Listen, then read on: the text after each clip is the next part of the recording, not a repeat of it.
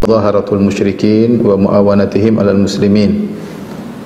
Pembatal keislaman berikutnya adalah menolong orang kafir untuk menyerang atau memerangi kaum muslimin, ya. Ada istilah para ulama menyatakan mudhaharah, itu mudhaharah musyrikin, ya, alal mu'minin.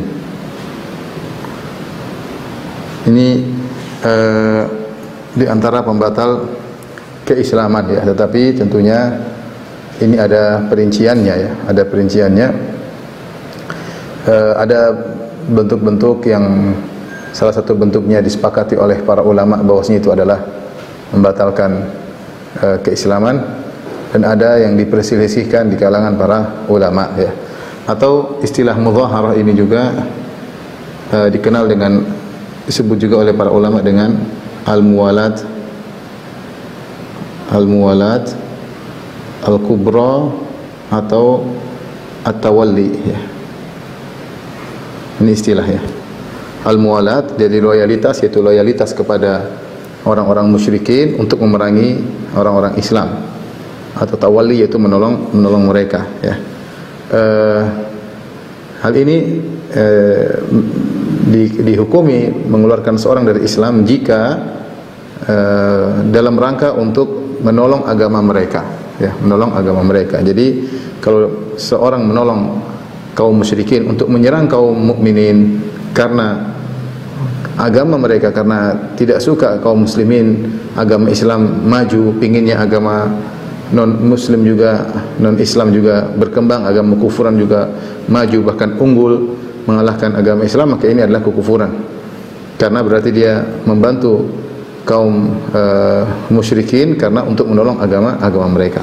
Jadi kita akan sebutkan 3 model, ya, 3 model muwalat. 3 model muwalat, ya. Yang pertama adalah al-muwalat al-kubra, atau yang disebut juga dengan at-tawalli, atau yang disebut juga dengan al-mudhaharat.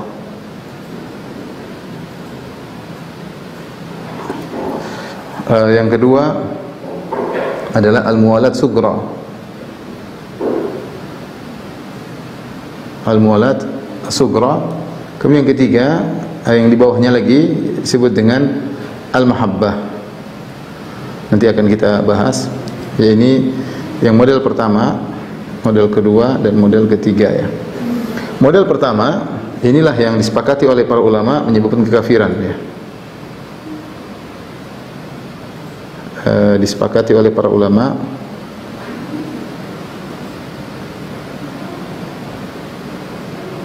menyebabkan kufur,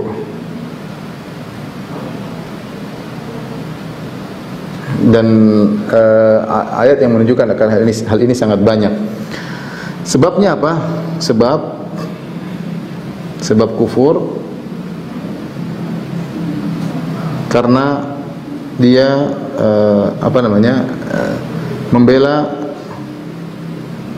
membela agama kafir, ya.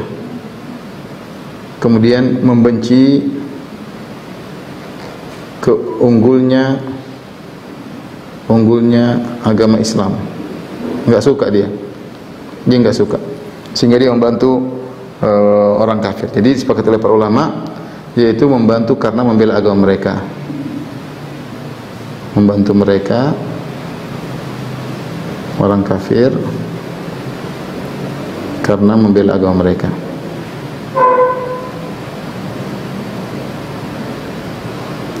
Allah Subhanahu wa taala telah berfirman, "Huwallazi arsala rasulahu bil huda wa dinil haqq liyudhhirahu 'ala ad-dini kullih walau karihal musyrikun walau karihal kafirun." Kata Allah Subhanahu wa taala, dialah yang telah mengutus rasulnya, itu Muhammad sallallahu alaihi wasallam, bil huda wa dinil haqq, dengan petunjuk dan agama yang benar, liyudhhirahu 'ala ad-dini kullih, agar Allah mengunggulkan Islam di atas agama-agama yang lain. Walau karihal musyrikun, meskipun orang musyrikun benci akan hal tersebut.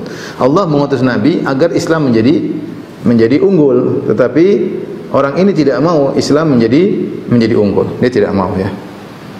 Sehingga dia ingin agama Islam kalah, yang menang adalah agama non muslim, dan ini jelas kekufuran, ya. Allah berfirman, ya, huwallazi arsala rasulahu bil huda wa dinil haq liyudhhirahu 'ala ad-dini kullih. Jadi Allah mengutus Nabi sallallahu alaihi wasallam liyudhhirahu, yaitu agar menjadikan Islam unggul. Agar Islam unggul. Dalam ayat yang lain juga waqatilum hatta la takuna fitnatun wa yakuna ad-dinu kulluhu lillah, ya. Allah mengatakan perangilah mereka, ya, sampai tidak timbul fitnah, ya, sampai tidak timbul kesyirikan, wa yakuna ad-dinu kulluhu lillah, dan agar agama seluruhnya milik Allah Subhanahu wa taala, ya. Jadi tujuan Allah Subhanahu wa taala litakuna kalimatullahi al-ulya, agar kalimat Allah yang paling tinggi. Ini sebaliknya, dia malah ingin Islam di bawah, dia ingin Islam tunduk, ya. Dia ingin kaum musyrikin yang menang karena agamanya. Maka ini disepakati oleh para ulama merupakan kekufuran. Ini disebut dengan al-muwalatul kubra atau al-muwalatul tamma. Al-muwalat maksudnya loyalitas. Maksudnya loyalitas. Al-muwalat maksudnya loyalitas, ya. Dia loyal kepada orang kafir, tapi loyalitas secara totalitas. Al-kubra maksudnya loyal secara total. Totalitas, yaitu sehingga dia membela kaum musyrikin karena agamanya, senang dengan agama kaum musyrikin, ikut andil untuk memerangi kaum musyrikin. Maka ini tidak diragukan adalah kekufuran. Ada bentuk kedua yang dan dalil yang lainnya, saya sebutkan dalil yang lain. Allah Subhanahu wa taala berfirman, "Wa may yatawallahum minkum fa innahu minhum." Kata Allah, "Wa man yatawallahu minkum fa innahu minhum, innallaha la yahdil qaumadh dhalimin." Innallaha la yahdi al-qaumadh dhalimin. Kata Allah Subhanahu wa taala, siapa yang berloyal kepada mereka di antara kalian, fa innahu minhum, maka dia adalah bagian dari mereka. Fa innahu minhum, yang membela mereka. Wa may yatawallahum minkum, ya, siapa yang membela mereka di antara kalian, fa innahu minhum, maka dia bagian dari mereka, sama-sama kafir. Innallaha la yahdil qaumadh dhalimin, Allah tidak memberi petunjuk kepada orang-orang yang zalim. Maksudnya kezaliman akbar, ya, seperti syirik, inna syirka la dzulmun azim. Disebut dengan tawalli, ya, tawallam ini masdarnya adalah tawalli, yaitu siapa yang bertawalli kepada mereka, itu loyalitas secara total, membantu mereka untuk agama mereka, maka dia termasuk dari mereka, itu kafir. Ini ijma', tidak ada khilaf di kalangan para ulama. Sekarang yang kedua yang menjadi pembahasan, menolong orang kafir, muwalatus sughra, yaitu menolong orang kafir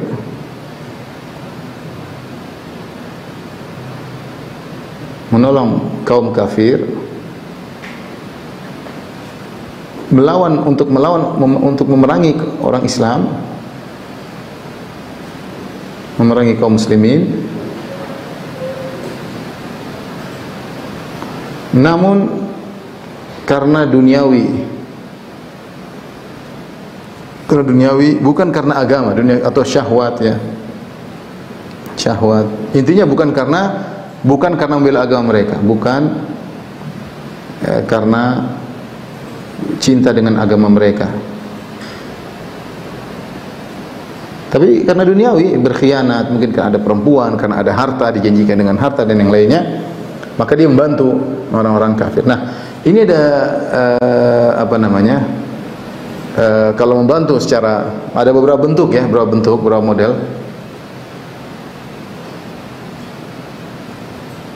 Beberapa model aktivitas, ya. Seperti contohnya, pertama adalah menjadi jasus, menjadi mata-mata. Jadi mata-mata bagi orang-orang kafir. Terjadi, ya, seperti ini. Apakah Ketika dia jadi mata-mata untuk orang kafir, mengambil informasi tentang pasukan kaum muslimin, diberitahukan kepada orang kafir, otomatis dia kafir atau tidak? Padahal dia tidak, dia karena dunia. Beda kalau memang dia membantu orang kafir karena dia tidak suka dengan agama Islam atau dia cinta dengan agama non muslim, maka dia kafir.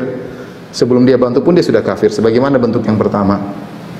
Tapi ini tidak, dia menjadi mata-mata bagi orang kafir karena digaji, karena kepentingan dunia, karena takut diperangi. Misalnya kalau dia tidak patuh maka dia akan dihukum oleh orang kafir tersebut. Banyak hal ya, menjadi mata-mata. Model yang kedua adalah menjadi pasukannya orang-orang kafir. Ini lebih parah lagi daripada sekedar mata-mata. Ikut perang dalam barisan orang-orang kafir, yaitu ikut perang, ikut dalam barisan orang-orang kafir. Nah, bagaimana hukumnya dua perbuatan ini? Ya. Adapun menjadi jasus, menjadi mata-mata, kalau niatnya bukan untuk menolong agama kaum musyrikin tapi murni duniawi, maka kita dapati pernyataan para ulama mengatakan dosa besar tapi tidak sampai kafir.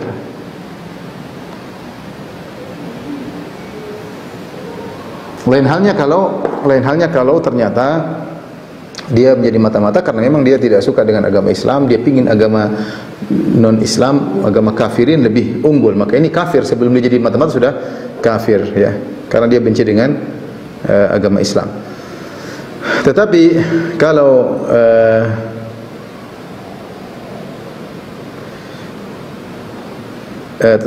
kalau dia niatnya duniawi murni, maka ini kalau kita dapati perkataan para ulama, ini hanyalah dosa besar, dosa sangat berbahaya, tetapi tidak sampai pada derajat kufur ya. Saya bacakan ya beberapa dalil yang menunjukkan hal ini. Di antaranya dalil yang menunjukkan akan hal ini adalah kisah Hatib bin Abi Balta'ah ya.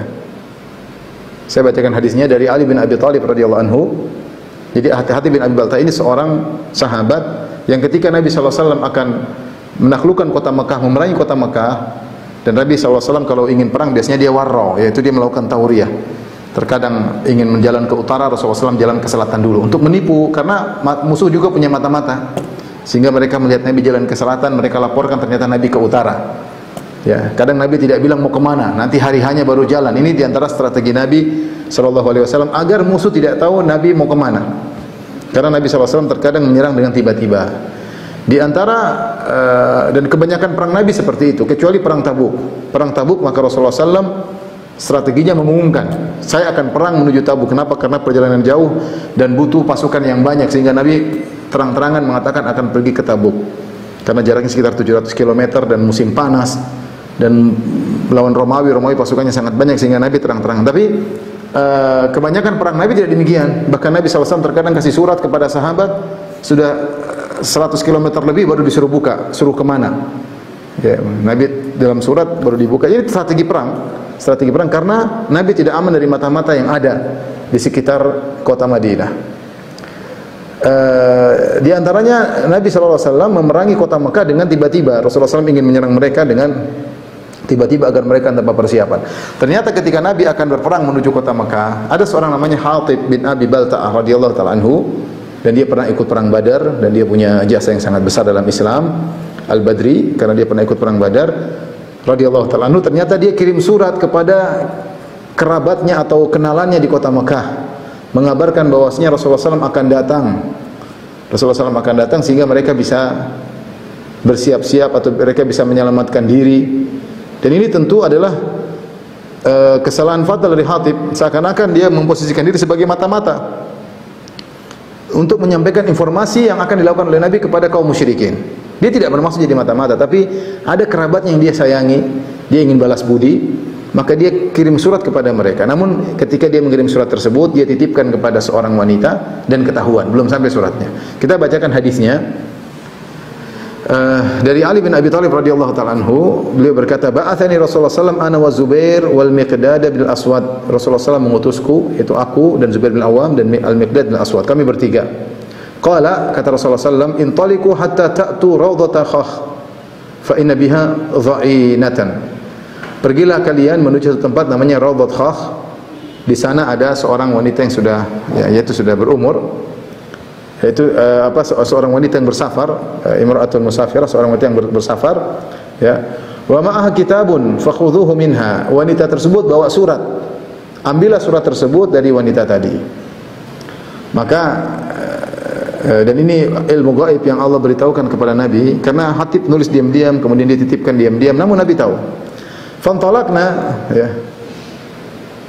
Ta'ada bina khailuna hatta intahayna ila rawdah. Kami pun berjalan dengan cepat dan kami menuju kepada tempat tersebut, Rawdat Khakh. Fa idza bidha'inah, tiba-tiba kami dapati wanita tersebut yang sedang berjalan menuju kota Mekah. Inilah wanita yang disebut oleh Nabi sallallahu alaihi wasallam. Maka kami berkata, "Akhrijil kitab." Wahai sang wanita, keluarkan surat yang dititipkan kepadamu. Qalat, "Ma ma'ya kitabun." Kata dia, "Tidak ada, saya tidak bawa surat sama sekali." Fa ankaratil kitab, maka sang wanita mengingkari kalau dia bawa surat. Faqulna, maka kami pun berkata, "La tukhrijannal kitaba aw lanulqiyanna thiyaba." Cuma dua pilihan wahai sang wanita. Berikan surat tersebut kepada kami atau kami akan telanjangi engkau, kami ambil surat, kami periksa sendiri. Mau pilih mana? Keluarkan surat atau kami periksa, kami buka bajumu dan kami periksa. Ya, artinya para sahabat yakin bahwasanya surat tersebut ada berdasarkan kabar dari Nabi sallallahu alaihi wasallam. Nabi tidak mungkin berdusta. Ya, cuma dua pilihan. Kau keluarkan surat tersebut atau kami akan buka bajumu dan kami yang periksa.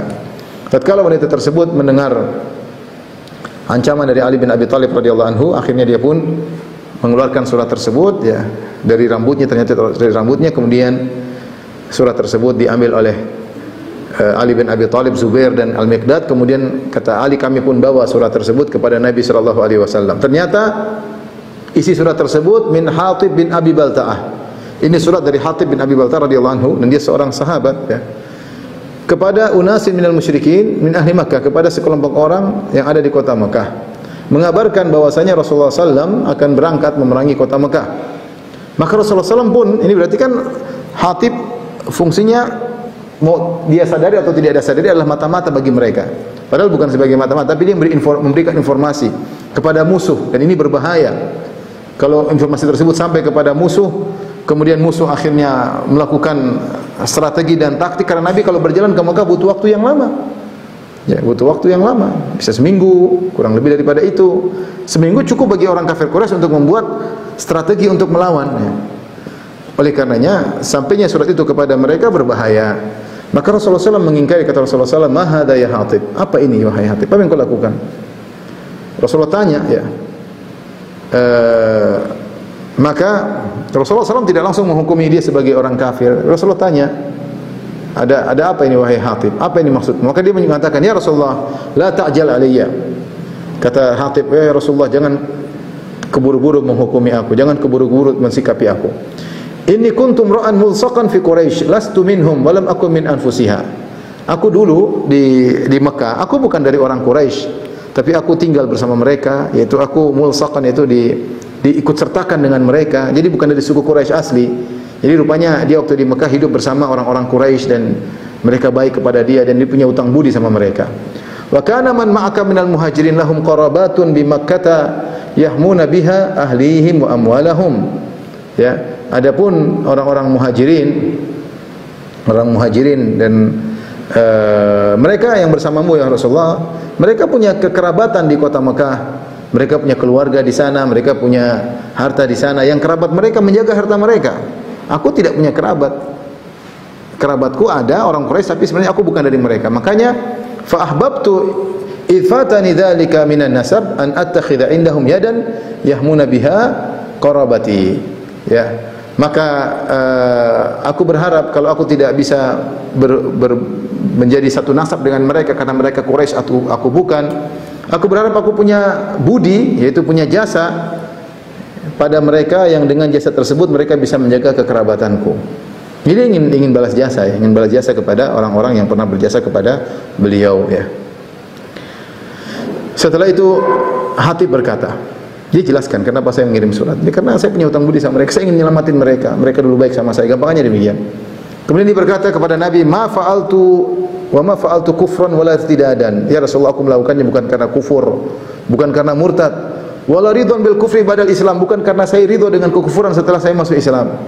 Ya. Artinya aku melakukan ini bukan karena aku suka dengan agama kekufuran, bukan karena aku murtad, ya.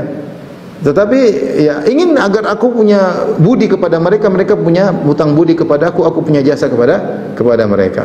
Ya. Maka Rasulullah SAW berkata, laqad sadaqakum, sungguhnya Hatib jujur kepada kalian. Jujur apa? Jujur bahwasanya dia melakukannya bukan karena kufur, bukan karena murtad, bukan karena ridho dengan kufuran. Ya. Artinya dia niatnya bukan untuk menolong kekufuran, tapi karena menolong orang-orang musyrikin yang ada di situ. Ini melanggar peraturan. Seakan-akan Hatib berfungsi sebagai mata-mata, ya. Akhirnya Umar berkata, Umar emosi karena perbuatan Hatib ini berbahaya. Kata Umar, "Ya Rasulullah, da'ni adrib unuqa hadzal munafiq." Ya Rasulullah, biarkan aku penggal kepala orang munafik ini. Faqala Nabi sallallahu alaihi wasallam, "Innahu qad syahida Badran." Enggak, dia sudah ikut perang Badar. Dia pernah ikut perang Badar. Wa ma yudrika la Allah taala ala ahli Badar. Dan bisa jadi dari mana bisa jadi kau tidak tahu ternyata Allah sudah melihat para peserta perang Badar. Faqala i'malu ma syi'tum faqad ghafartu lakum. Ya, lakukanlah apa yang kalian kehendaki, sungguh aku telah mengampuni kalian. Artinya Hatib melakukan dosa besar, tapi dosa besar ini masih kalah dengan lautan kebaikan yang pernah dia lakukan ketika perang Badar. Akhirnya Umar bin Khattab pun menangis ketika mendengar pernyataan Nabi tersebut, ya. Karena Umar juga ikut serta dalam perang Badar. Dan Umar tentu lebih hebat daripada Hatib. Hatib saja diampuni oleh Allah, apalagi Umar bin Khattab radhiyallahu taala anhu, ya. Ini dalil bahwasanya menolong kaum musyrikin kalau bukan karena membela agama mereka, tetapi karena perkara duniawi, karena kerabat, karena ada harta yang ingin dia dapatkan, maka ini tidak sampai pada derajat kekufuran. Ya, ketika seorang menjadi mata-mata, ini pembahasan kita pertama adalah hukum menjadi mata-mata bagi orang kafir. Ya, kita bisa perinci kalau niatnya untuk membela agama orang-orang kafir, maka sebelum menjadi mata-mata dia sudah kafir. Apalagi jadi mata-mata. Tapi kalau ternyata dia jadi mata-mata, jasus, menjadi ain atau uyun, menjadi mata-mata hanya sekedar untuk perkara duniawi, maka tidak sampai pada derajat kafir. Dalilnya apa? Hadis Hatib bin Abi Baltain yang kita sebutkan dalam Sahih Bukhari dan Sahih Muslim. Tetapi perbuatan ini perbuatan dosa besar, bukan dosa kecil, dosa besar. Bagaimana Anda memberi informasi kepada musuh tentang kondisi kaum muslimin? Dan itu berbahaya bagi stabilitas keamanan dan bisa membahayakan kaum muslimin. Dampaknya sangat besar. Jadi mata-mata memberi informasi kepada musuh dosa besar. Adapun kafir atau tidak dilihat niatnya. Kalau niatnya hanya perkara duniawi, maka dia tidak sampai kafir. Adapun dia dibunuh, urusan lain. Dia dibunuh kemudian ditangkap oleh kaum muslimin, dibunuh karena pernah memberi informasi kepada kaum musyrikin, ini urusan lain. Kita bahas bukan masalah hukum dia dibunuh atau tidak. Kalau ketangkap, tapi bagaimana dia kafir atau tidak, ya. Dia kafir atau tidak. Taib, dan yang benar wallahu alam bisawab bahwasanya kalau niatnya untuk duniawi maka tidak sampai pada derajat kafir, ya. Saya bacakan penjelasan para ulama, di antaranya perkataan Al-Imam Syafi'i rahimahullah dalam kitabnya Al-Um. Beliau berkata, "Wa laysat dalalatu ala aurati muslimin wa la ta'yidu kafirin bi an yuhadhdhira anal muslimina yuriduna minhu ghirratan liyahdharaha." Ya, au yataqaddam fi nikayatil muslimin bi kufrin bayyin. Kata Imam Syafi'i rahimahullah dalam kitab Al-Um, bukanlah perbuatan menunjukkan kepada orang kafir tentang rahasia orang Islam, rahasia seorang muslim dilaporkan kepada orang kafir, ya. Demikian juga mendukung orang kafir agar waspada, ya. Karena orang Islam ingin menyerang dia secara tiba-tiba, dia kasih tahu. Hukum ini, hukum jadi mata-mata, memberi informasi tentang rahasia kaum muslimin, atau memberi dukungan kepada orang-orang kafir agar waspada, jangan sampai diserang oleh kaum muslimin secara tiba-tiba, ya. Atau agar dia datang menyerang kaum muslimin, laisa bi kufrin bayyin. kata Imam Syafi'i, bukan kekufuran yang nyata. Artinya ini dosa besar tapi tidak sampai pada kufur akbar. Ini perkataan Imam Syafi'i. Sehingga Imam Syafi'i memandang bahwasanya menjadi mata-mata bagi orang kafir tidak sampai pada derajat kufur, ya. Kemudian juga Ibnu Battal berkata dalam syarah Sahih Bukhari, wa fihi, ketika mengomentari hadis ini, annal jasusa qad yakunu mu'minan, ya, wa laysa tajassusuhu mimma yukhriju minal iman. Bahwasanya mata-mata bisa jadi seorang mukmin, artinya bisa kafir bisa mukmin, ya.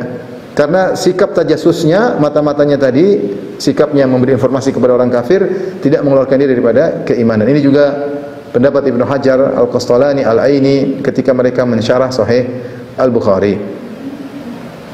Ini juga pendapat Ibnu Al-Arabi dalam tafsirnya, ya, dan Nawawi, ya.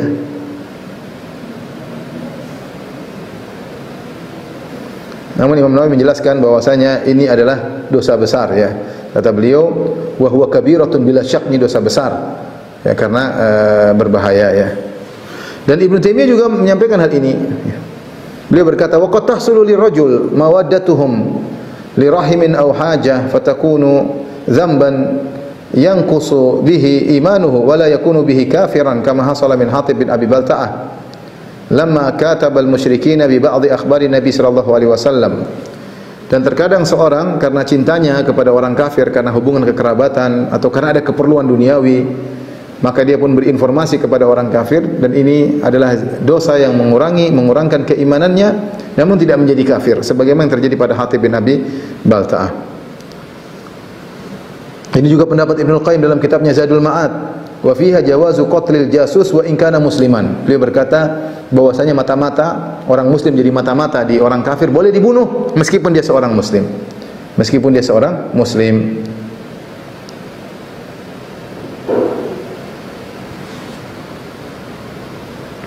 Ini dalil bahwasanya kalau jadi mata-mata tujuannya hanya karena duniawi maka tidak sampai pada derajat kufur. Pembahasan menjadi lebih pelik ketika kita masuk pada model yang kedua, menjadi pasukannya orang kafir ikut dalam barisan orang kafir atau membantu dengan fisik atau dengan harta, ya. Atau membantu dengan harta. Membantu dengan harta atau pikiran, ya. Dalam barisan orang kafir. Bagaimana hukumnya? Ya, maka ini ada khilaf dalam hal ini, khilaf. Kita akan jelaskan pada lembaran berikutnya, ya. Jadi kita sebutkan, ya, hukum membantu pasukan kaum musyrikin.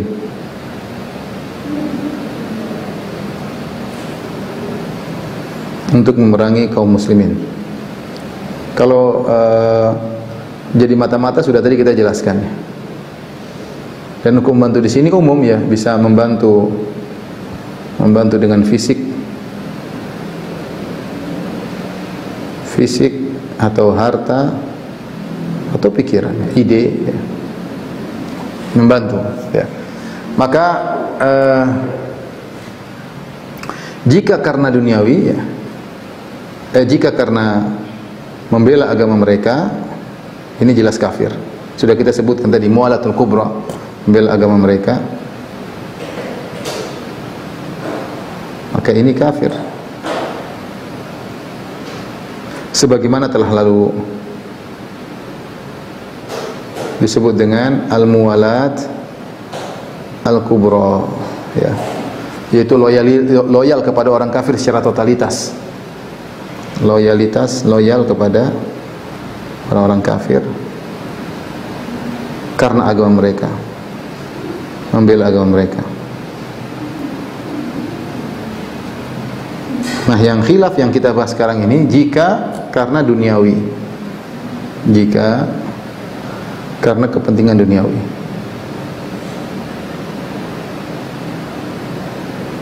Maka ini ada khilaf. Dia ikut dalam pasukan musuh, ikut perang. Lantas bagaimana? Ini ada khilaf di kalangan para ulama. Ada dua pendapat. Yang pertama adalah kafir secara otomatis. Meskipun dia karena duniawi, Sehingga para ulama yang berpendapat kafir secara otomatis mereka memandang bahwa ini kufur amali, ini kufur amal. Ini kufur amali.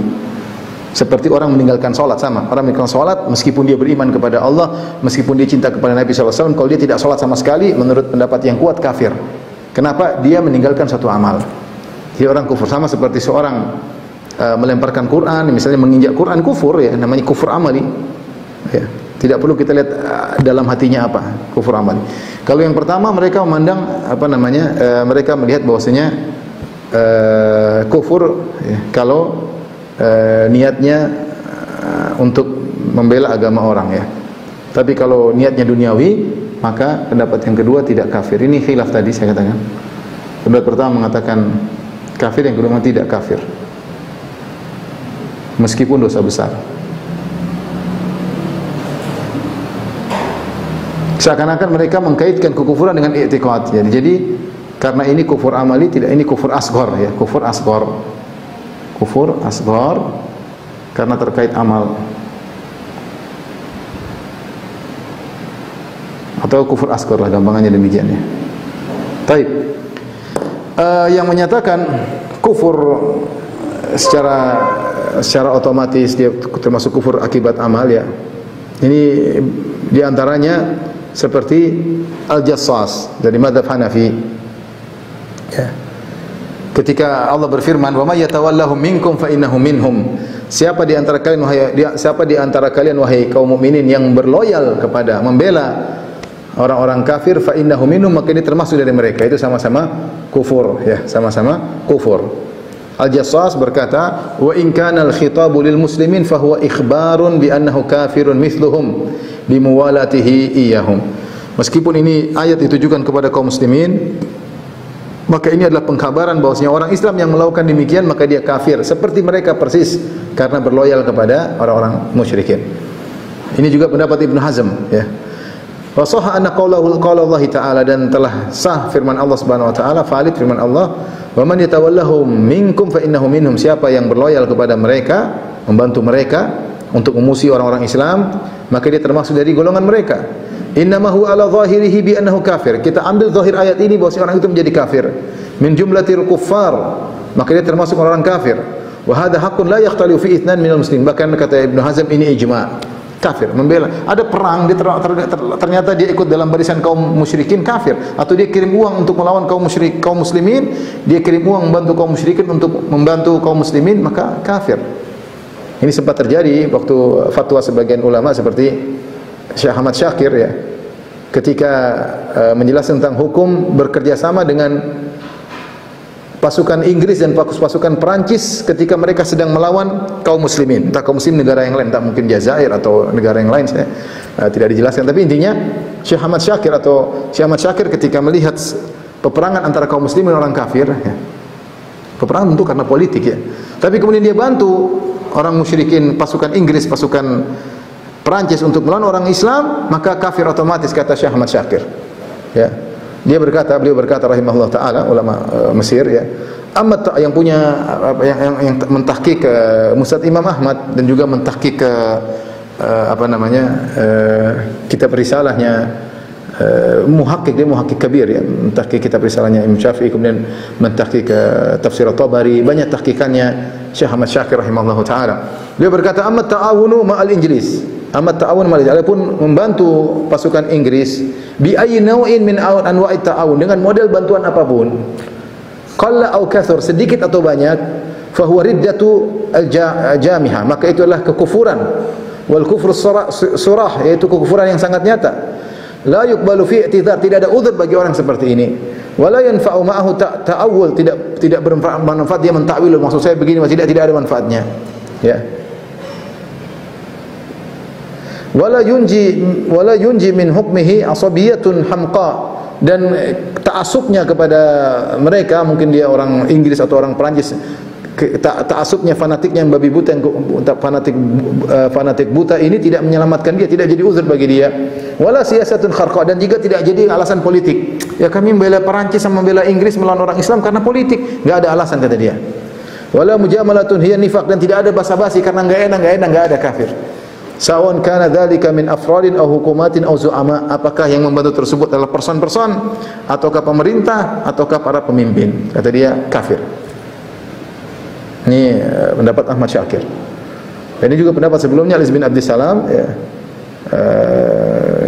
tentang ayat ini. Ya, ini pendapat pertama, kafir secara otomatis meskipun niatnya adalah duniawi, bukan karena untuk ya karena mungkin enggak enak, mungkin karena takut dimarahi, dimusuhin sama orang kafir. Intinya berbagai alasan duniawi, maka menurut mereka kafir secara otomatis. Ini pendapat tadi, pendapat di antara tadi disebutkan Al-Jassas,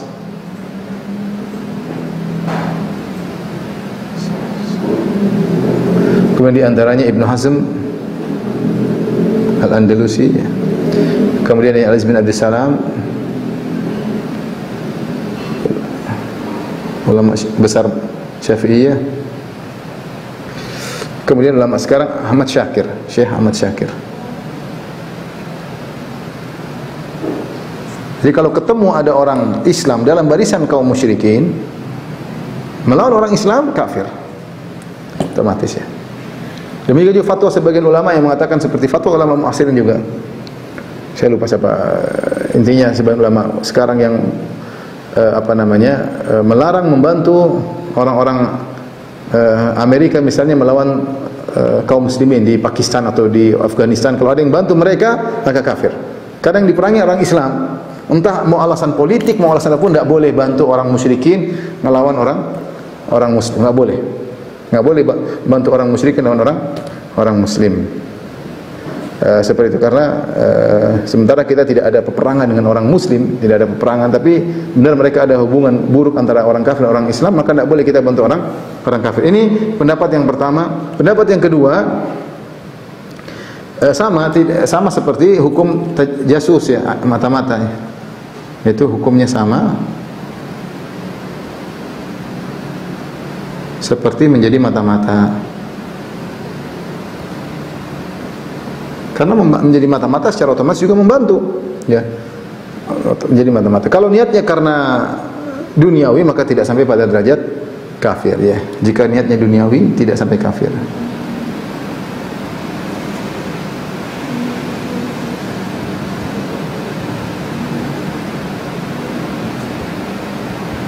Ini ada khilaf. Jadi ini pendapat seperti Syekh Sa'di rahimahullahu taala ketika menafsirkan firman Allah, "Wa may yatawallahu minkum fa ulaika humudz zalimun." Fa innahu barang siapa yang berwala kepada mereka maka dia termasuk orang-orang yang zalim. Kata Syekh Sa'di, "Fa in kana tawalliyan taman kana dzalika kufran mukhrijan anil Islam." Kalau dia loyalitas secara sempurna di antaranya karena membela agama mereka, maka dia menjadi musyrik, keluar dari Islam, ya.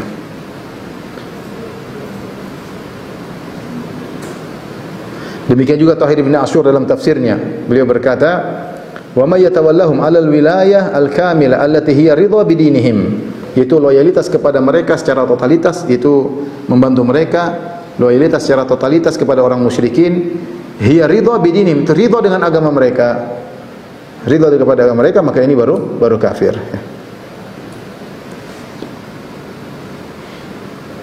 Demikian juga Ibn Taimiyah rahimahullah taala sebelumnya beliau berkata, wa aidan la yuqatilu ma'ahum ghairu mukrahin illa fasiqun aw mubtadi'un aw zindiq. Dan tidak ada ketika Ibn Taimiyah perang antara kaum Tatar dengan kaum muslimin diperangi di negeri Syam dengan kaum Tatar.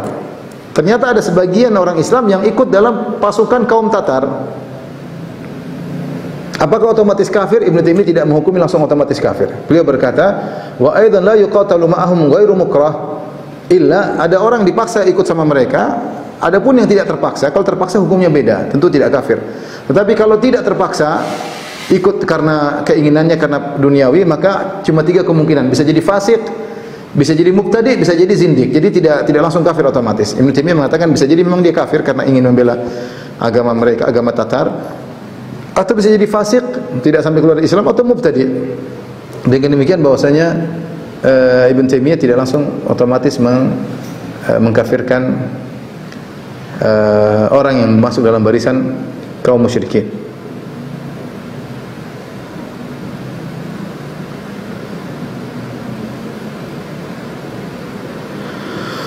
Wallahu a'lam bishawab ya.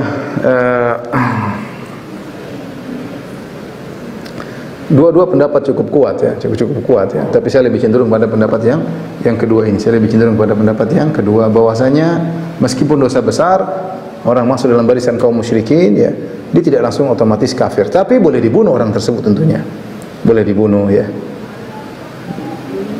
Oleh karena dalam satu hadis ya, Aisyah radhiyallahu taala anha ya, atau Ummu Salamah radhiyallahu taala anha menceritakan dari Nabi sallallahu alaihi wasallam bahwasanya Rasulullah sallam menyebutkan tentang pasukan orang-orang kafirin yang kemudian ditenggelamkan oleh Allah Subhanahu wa taala. Ada pasukan yaghzul Ka'bah, ingin menyerang Ka'bah, tahu-tahu sebelum menyerang Ka'bah ditenggelamkan oleh Allah Subhanahu wa taala. Maka Ummu Salamah berkata, "La'alla fihimul mukrah." Ya Rasulullah, bisa jadi ada yang di dalam mereka termasuk orang-orang yang dipaksa. Kata Rasulullah sallam, "Innahum yub'atsuna ala niyatihim." Mereka akan dibangkitkan berdasarkan niat mereka. Artinya tidak semuanya kafir. Ada yang dipaksa sehingga tidak otomatis orang dalam barisan kaum musyrikin menjadi kafir. Hadis riwayat Tirmidzi bin Majah. Demikian dalam riwayat Muslim, "Fa kaifa biman kana karihan?" Ya Rasulullah, bagaimana orang yang ikut dalam pasukan mereka namun dia tidak suka dengan peperangan tersebut. Tetap dia akan ditenggelamkan dalam bumi, namun dia tidak langsung otomatis kafir, tapi akan dibangkitkan berdasarkan niat mereka. Kemudian juga dalam Sahih Bukhari, Aisyah bertanya, "Wa fihim aswaquhum wa man laysa minhum?" Ya Rasul, dalam pasukan yang ingin menyerang Ka'bah tersebut ternyata ada orang-orang pasar, orang bukan prajurit tapi orang pasar yang dipaksa ikut peperangan. Kata Rasulullah SAW, semuanya yukhsafu bihim min awwali wa akhirihim thumma yub'atsuna ala niyatim. Semuanya akan dibenamkan oleh Allah, tapi mereka akan dibangkitkan berdasarkan niat mereka. Ini menunjukkan bahwasanya tidak otomatis orang yang masuk dalam pasukan kaum musyrikin otomatis menjadi kafir ya. Tetapi hukum mereka, hukum boleh dibunuh karena mereka membela orang musyrikin. Tapi ini model yang kedua yang kita sebutkan ya. Baik, sudah ya. Kita kembali kepada yang pertama, kita sebutkan al-muwalat ada 3 model. Ada muwalat kubra, ada muwalatul sughra, ada namanya al-mahabbah, cinta ya. Cinta kepada non-muslim. Maka ini juga ada dua model. Bolehkah kita coba cinta sama non-muslim? Ada 2 model. Jika cinta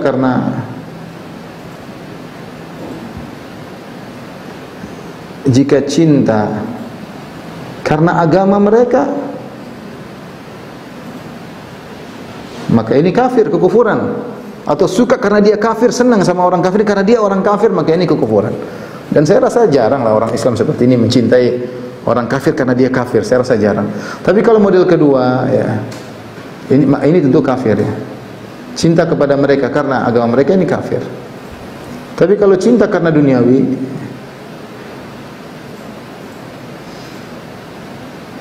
seorang berusaha untuk tidak mencintai orang kafir kecuali ada sebab yang dari sananya, seperti sebab misalnya kerabat atau istrinya. Kan boleh seorang muslim menikah dengan wanita kitabiyah, Yahudi atau Nasrani. Dia cinta karena fisiknya, karena ibunya anak-anak, dia cinta sama wanita tersebut. Demikian juga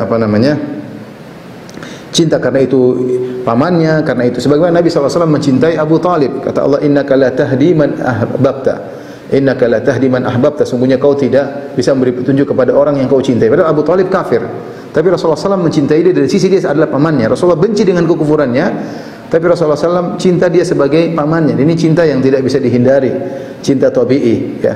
Seorang menikah dengan seorang wanita Nasrani atau Yahudi, kemudian dia cinta, apalagi punya anak dari wanita ini, apalagi terus melayani dia dalam kehidupan sehari-hari, dia cinta, wajar, namanya tabi'i.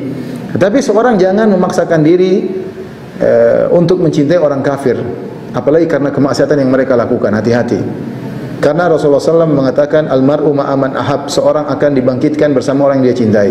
Jangan kita mencintai seorang kafir karena dia misalnya penyanyi ya, bermaksiat, karena pemain film bermaksiat ya, jangan ya. Nah, dia mengumbar aurat, kita cinta sama dia ya.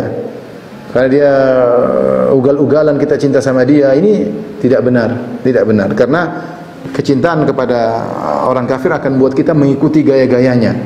Tapi kalau cinta tersebut tidak bisa kita hindari, cinta tabi'i tadi, karena itu orang tua kita, paman kita, adik kita, atau istri kita ya, maka ini tidak jadi masalah, tidak sampai pada derajat dosa, dan ini diperbolehkan, namanya cinta tabii ya, dan ini bukan merupakan kekufuran, Taib. Ini terakhir permasalahan, bagaimana bekerja sama dengan orang kafir demi kemaslahatan. Misalnya bekerja sama dengan orang kafir, tidak otomatis seorang duduk dengan orang kafir kemudian berarti dia mualat kepada orang kafir tersebut. Mungkin ada kerjasama bisnis, kerjasama ekonomi, ada kepentingan politik bersama ya. Ini lain cerita ya. Ini tentu dilihat kerjasama tersebut ada masalah atau tidak. Kalau ada masalah tentu diperbolehkan kerjasama tersebut ya. Jadi tidak jadi masalah sebagaimana yang terjadi kerjasama antara misalnya pemimpin negara dalam rangka untuk perdamaian, dalam rangka untuk kerjasama duniawi ya. Maka ini tidak disebut dengan loyalitas, karena sebagian orang mudah mengkafirkan, melihat ada pemimpin negara Islam duduk sama pemimpin negara kafir, oh kafir, kenapa loyal kepada orang kafir otomatis? Enggak, mereka duduk ada kerjasama duniawi, kemaslahatan yang mereka lakukan, bukan kerjasama untuk membunuh kaum muslimin, enggak. Kalau kerjasama membunuh kaum muslimin tadi hukumnya sudah kita bahas. Ini kerjasama untuk duniawi, urusan minyak ke urusan apa, ini maka ini pembahasannya tersendiri, tergantung kerjasama mereka baik atau buruk. Kalau baik maka perkara yang diperbolehkan, kalau buruk maka perkara yang haram ya. Ini ikhwan dan akhwat yang dirahmati Allah Subhanahu wa taala, para dokter yang saya sampaikan pada kesempatan kali ini semoga bermanfaat. Kalau ada yang bertanya saya persilahkan. Wallahu taala alam bisawab. Alhamdulillah. Jazakallahu khairan atas paparan yang telah diberikan. Semoga menambah iman dan ilmu kita kepada Allah Subhanahu wa taala. Baik, saya akan melanjutkan ke topik sesi tanya jawab. Bagi yang ingin bertanya secara langsung silakan menggunakan aplikasi Raise, namun mohon pertanyaan yang berkaitan dengan topik kajian pada malam hari ini. Ada dua penanya yang secara langsung saya persilakan. Pak Umar ya, mohon pertanyaannya yang berkaitan pada topik hari ini. Silakan Pak Umar. Assalamualaikum. Suaranya besar dikit boleh? Ya, Assalamualaikum. Salam Barat. Ya, semoga Pak Ustaz dan keluarga senantiasa dilimpahkan berkah oleh Allah Subhanahu wa taala. Pak Ustaz, jadi Pak Ustaz, bagaimana hukumnya meyakini bahwa sebenarnya ini enggak secara langsung enggak masuk ke topik, cuma saya takutnya saya jadi keluar Islam gitu karena saya tidak meyakini hal ini. Jadi bagaimana hukumnya bahwa meyakini Nabi Adam keluar dari surga itu adalah sebab utamanya karena Allah Subhanahu wa taala walaupun ayatnya dibicarakan oleh setan itu. Apa sebab utamanya kenapa? Sebab utamanya dibicarakan dari surga itu oleh Allah Subhanahu wa taala melalui setan itu. Kemudian ujung-ujungnya kan Ustaz, saya semakin banyak pertanyaan gitu, jadi hingga pada akhirnya ada orang kafir seperti yang Pak Ustaz tadi jelaskan gitu. Itu semua adalah kehendak dari Allah Subhanahu wa taala, dan bagaimana cara saya menyikapinya atas hal tersebut. Terima kasih. Saya sarankan mungkin antum boleh nonton misalnya ceramah saya tentang hikmah beriman kepada takdir ya. Intinya bahwasanya semua ini sudah ditakdirkan oleh Allah Subhanahu wa taala ya. Semua terjadi dengan takdir Allah, dan ini adalah kekuatan Tuhan. Tuhan sebelum menciptakan segala sesuatu, maka Tuhan telah merencanakan, dan kemudian rencana tersebut berjalan dengan keinginannya. Adapun kalau Tuhan tidak tahu apa yang terjadi atau keluar dari rencananya, itu bukan Tuhan. Ya, seperti orang-orang Yahudi dalam Perjanjian Lama, Tuhan menyesal beberapa kali, 3 kali kalau saya tidak salah dalam Bible disebutkan, maka Tuhan pun menyesal. Tuhan menyesal berarti Tuhan tidak tahu apa yang direncanakan, atau yang direncanakan keluar daripada apa yang dia rencanakan, atau Tuhan tidak tahu apa yang terjadi di kemudian hari. Adapun Tuhannya orang Islam, Allah Subhanahu wa taala, yang kita yakini Allah Maha mengetahui segalanya, dan Allah sudah merencanakan dan kemudian terjadi sesuai dengan perencanaannya. Tinggal timbul pertanyaan yang sering menggelitik hati. Kenapa Allah berencana begini? Kenapa Allah berencana begini? Kenapa iblis harus jadi iblis? Kenapa Adam harus keluar? Ini di luar kemampuan kita. otak kita tidak sampai, kita hanya mengatakan Allah berfirman la yus'alu amma yaf'alu wa hum yus'alun. Allah tidak akan ditanya tentang apa yang dia kerjakan. Jadi Bapak tidak usah memikirkan hal tersebut karena tidak akan ada jawabannya. Kenapa Muhammad yang harus jadi nabi? Kenapa bukan Bapak yang jadi nabi misalnya? Kenapa harus diturun? Itu Allahu a'lamu haitsu yaj'al risalati. Allah cuma mengatakan Allah yang tahu di mana Allah letakkan risalahnya. Itu rahasia Allah. Dan itu banyak sekali. Benar kalau dikatakan Adam turun karena sudah rencana Allah, benar. Iblis jadi iblis pun sesuai dengan rencana Allah. Tapi kenapa Allah rencana begini, rencana begitu, di luar dari kemampuan akal kita. Wallahu taala alam bisawab. Masya Allah, Ustaz. Baik, untuk pertanyaan kedua, saya persilakan. Ya, ini sepertinya panjang wajib di kajian pokok kegiatan. Pak Satria di bawah, silakan. Assalamualaikum warahmatullahi wabarakatuh. Assalamualaikum warahmatullahi wabarakatuh. Semoga Allah jaga terus keluarga ya Ustaz. Amin. Nah, ini Ustaz, saya mencoba bertanya yang berdasarkan materi, insya Allah itu sesuai materi Ustaz. Jadi, ini bagaimana nih kalau mengenai perang sesama muslim Ustaz yang dibantu oleh negara kafir, misalnya di Timur Tengah, itu kan Syria, Irak itu kan bertarung membantu kaum negara kafir gitu. Itu apakah berkena dosa juga itu? Maksudnya bagaimana? Maksudnya orang Islam berperang terus dibantu orang kafir? Dibantu Amerika membantai Iran gitu, sama muslim tapi berantem gitu, itu gimana? Lalu pertanyaan kedua, ini dua-duanya negara kafir Ustaz, kebetulan yang bertarung gitu. Rusia, Ukraina kan itu lagi bertarung. Nonton aja semuanya. Nonton aja. Saya nggak tahu juga bertengkarnya kenapa. Saya sebagai ustadz saya nggak ngerti bertengkarnya kenapa. Ada rumah tangga apa mereka? Bertengkarnya kenapa? Ributnya kenapa? Ya kita nonton aja ya. Kita nggak tahu ya.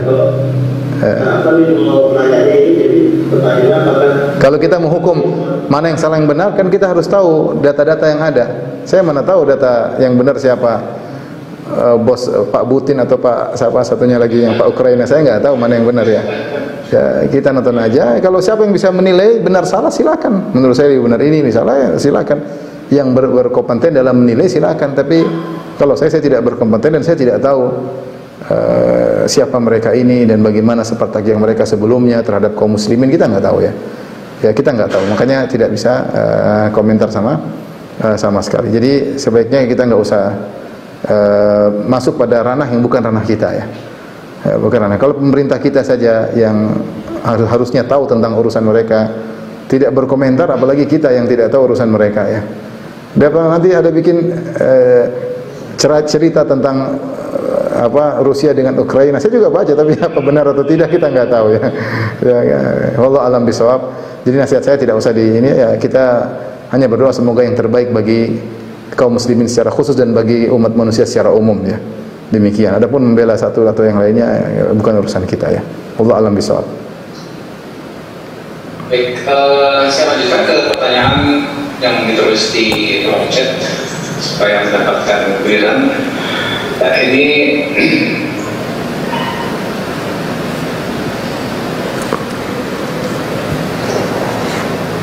ya, semoga terlihat Ustaz. Ya. Assalamualaikum Ustaz. Ini bagaimana kaitannya dengan keadaan sekarang, di mana ada orang-orang Islam yang justru sering menyerang dan melemahkan Islam melalui postingan-postingan di media sosial, malah membela non-muslim. Apakah mereka sudah kufur, Ustaz? Allah alam bisawab ya, perbuatan tersebut ya, terkadang mereka terjerumus lebih parah daripada itu. Terkadang mereka mengatakan semua agama sama, semua masuk surga, ya sudah selesai, nggak usah dibahas ya. Kalau orang Islam misalnya tidak suka dengan sebagian akhlak orang Islam yang lain, ini harus dibahas secara detail ya. Tapi kalau mereka sudah mengatakan semua agama sama, semua agama benar, Al-Quran tidak bisa dipakai lagi, itu sudah keluar dari Islam, tidak usah dibahas ya. Ya, itu hanyalah efek samping dari keyakinan mereka. Jadi kalau mereka sudah yakin semua agama sama, ya efek sampingnya tadi. Kalau mereka anggap bahwasanya Al-Quran sudah expire, tidak bisa dipakai, ya efek sampingnya mencela orang Islam. Ya, jadi tidak usah dibahas mereka. Allah alam bisawab.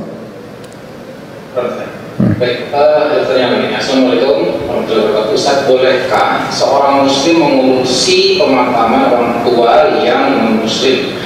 apa batasan-batasan jika orang tua yang muslim meninggal? Asalnya masing-masing diurusi oleh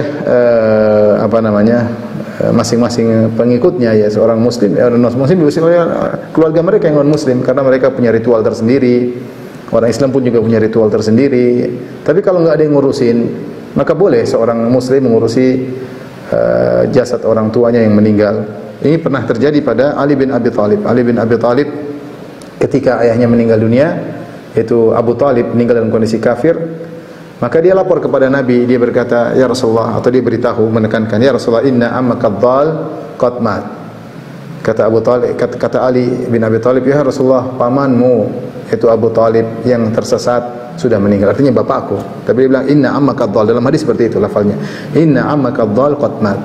Ya Rasulullah, sungguhnya pamanmu yang sesat telah meninggal dunia. Kata Rasulullah SAW, idhab fawarih, pergi dan kuburkan dia.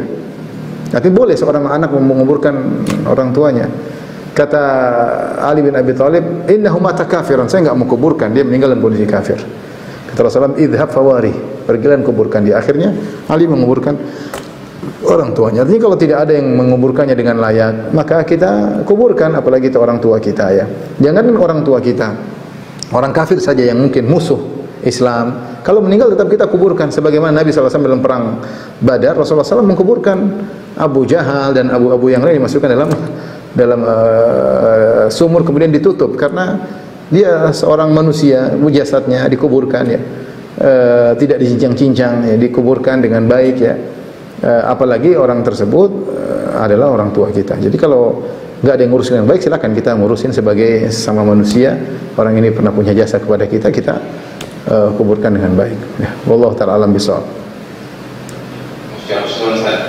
Baik, pertanyaan berikutnya. Assalamualaikum warahmatullahi wabarakatuh. Jika dahulu Rasul memiliki strategi dalam berperang dengan tujuan untuk menyebarluaskan agama Islam, bagaimana zaman ini? Adakah strategi yang digunakan oleh para ahli ilmu syar'i dalam berdakwah sehingga Islam semakin tersebar, dan apa yang bisa dilakukan oleh para kami masyarakat awam untuk membantu strategi ini?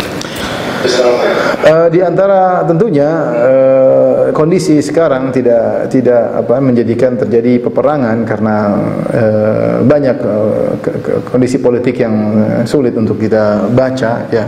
Kemudian banyak kondisi kaum muslimin yang dalam kondisi lemah ya, sehingga dan negara-negara di dunia ini memilih untuk berdamai, dan itu boleh saja dalam syariat adanya perdamaian sebagaimana pernah dipraktekkan oleh Nabi SAW dengan orang-orang Quraisy dalam perjanjian Hudaybiyah, di mana mereka berdamai, tidak memilih untuk berperang, hanya saja mereka melanggar.